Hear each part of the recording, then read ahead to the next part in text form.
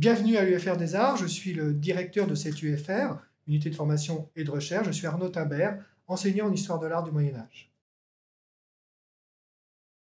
Cette UFR se trouve rue des Teinturiers, non loin de la Citadelle, autonome du point de vue immobilier, avec sa bibliothèque, sa cafétéria, son administration et ses ateliers où sont dispensés les cours pratiques. L'ensemble reçoit 1200 étudiants, plus ou moins, chaque année, toutes années confondues, c'est-à-dire environ 200 étudiants selon les départements par année en première année. Donc une petite structure assez facile à gérer, facile à vivre aussi, et composée par ailleurs d'une trentaine d'enseignants-chercheurs, maîtres de conférences, professeurs, mais également PAST, c'est-à-dire des artistes à mi-temps qui viennent travailler, et enfin une centaine de chargés de cours qui viennent dispenser des cours particuliers et spécialisés.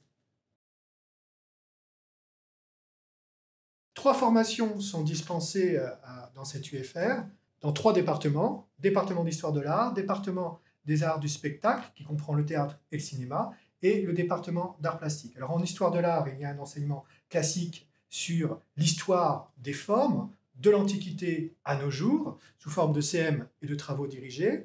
En art du spectacle, où il y a cinéma et théâtre, il y a également des cours de CM, mais aussi beaucoup d'ateliers, scénographie, travail du jeu d'acteur, montage, etc. Et en art plastique, travaux qui s'effectuent également en atelier et en cours magistraux, en atelier, travail sur les œuvres bidimensionnelles, tridimensionnelles, avec des ateliers en céramique, avec des ateliers en sculpture, avec des ateliers en dessin, avec des ateliers en photographie. Bref, une formation qui vous permet d'avoir une vision globale en première année sur l'ensemble de la création artistique, sachant qu'en première année, vous avez aussi la possibilité de faire de l'histoire de l'art et des arts plastiques ou des arts du spectacle et de l'art plastique, c'est-à-dire d'être dans un tronc commun.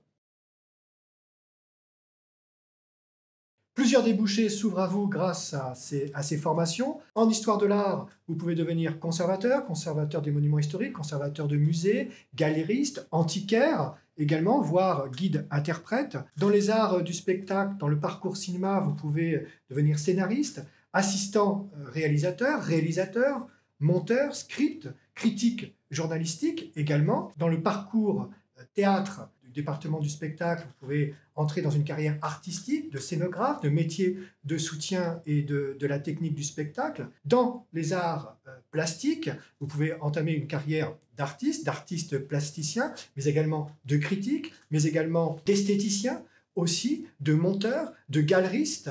Tout ceci est toujours avec une grande rigueur parce que, essentiellement, la formation reste littéraire et vous invitera donc toujours à transmettre et à travailler par l'écrit.